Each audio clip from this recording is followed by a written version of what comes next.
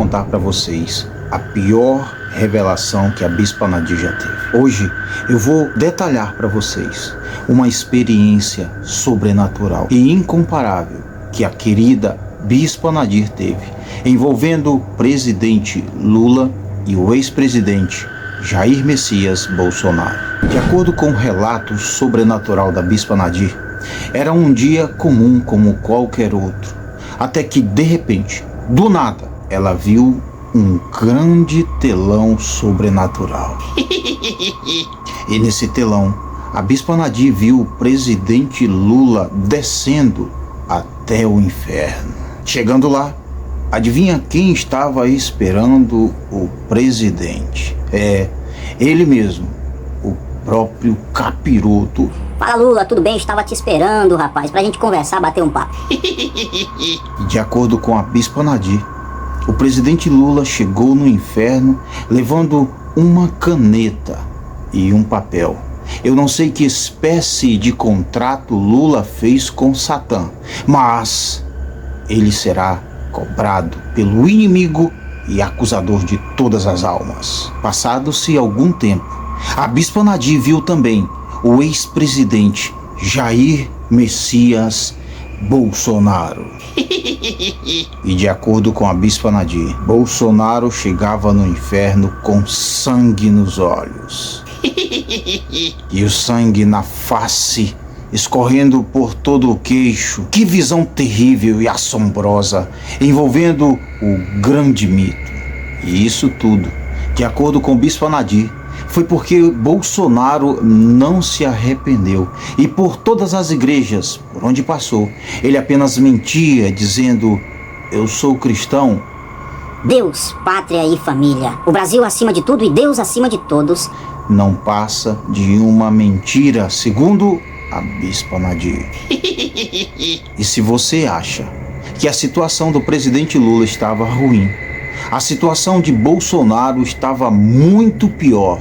Sabe por quê? Porque, de acordo com a Bispa Nadir, ao chegar no inferno, Bolsonaro olhou para o diabo e disse: "Ô cara!" Isso, exatamente. Ele disse: "Ô cara!" para o diabo. E você acha que Satã, o imperador das trevas, deixaria barato isso? Claro que não. Segundo a Bispa Nadir, Satã pegou uma caneta, mas diferente da caneta que Lula tinha ao chegar no inferno. A caneta do diabo, a caneta do inferno, era de metal e media quase 2 metros de comprimento. Imagina escrever com uma caneta com quase 2 metros de comprimento. É muita tinta. Você deve estar perguntando, o que ele escreveu? É dois, você e eu que não sabe, porque a Bispa Nadir disse que de repente ela acordou e a visão desapareceu.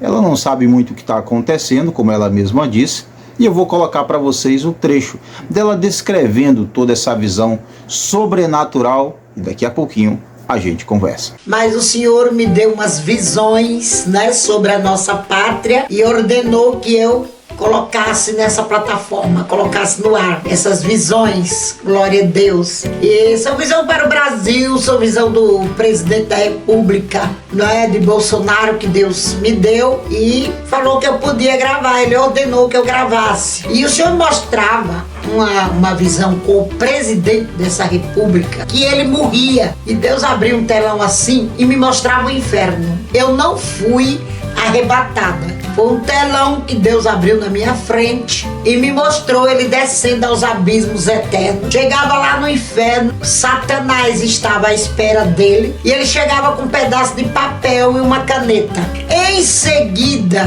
chegava o Bolsonaro, os olhos cheios de sangue, aqui na cabeça saindo sangue, passando pela orelha dele, indo pingando no ombro. E ali eu não vi para que lado ele ia pro inferno, eu não vi tortura do Bolsonaro. Ele chegava ali, eu dizia para Deus assim: ele também aqui no inferno?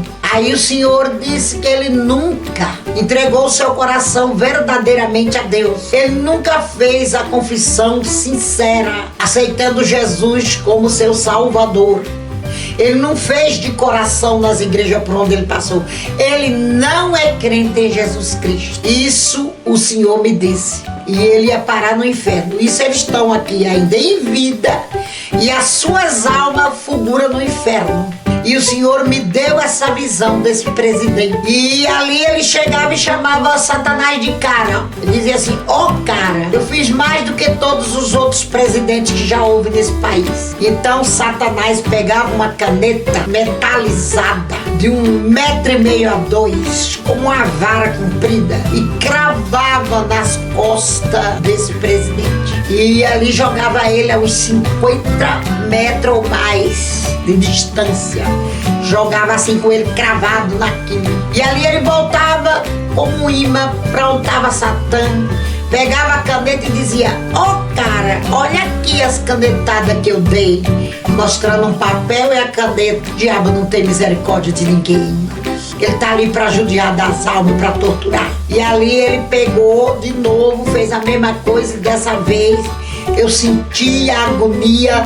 O Senhor fez com que eu sentisse nas minhas costas a agonia, a angústia que ele sentia, esse presidente, a tortura que ele estava sofrendo. Eu pude sentir a agonia dela. Foi terrível, foi terrível. E ali eu ficava procurando aonde tinha ido Bolsonaro lá dentro do inferno, mas eu não achava mais.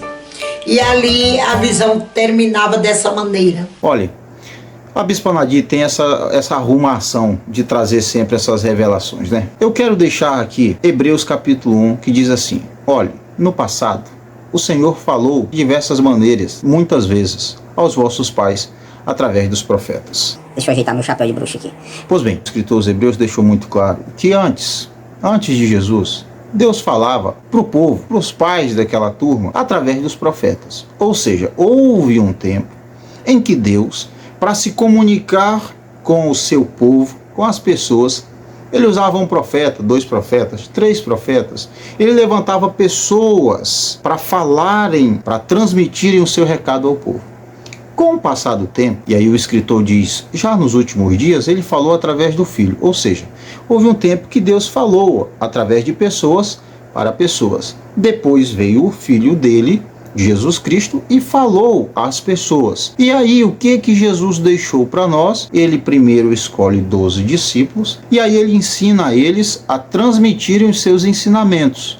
Ou seja, hoje nós não precisamos mais que uma pessoa seja levantada para que ela seja então considerada o porta-voz de Deus, a boca de Deus. Nós temos hoje a Escritura, que registrou os ensinos de Jesus, que registrou a lei, os profetas e tudo mais que compõe o ensino que a igreja precisa.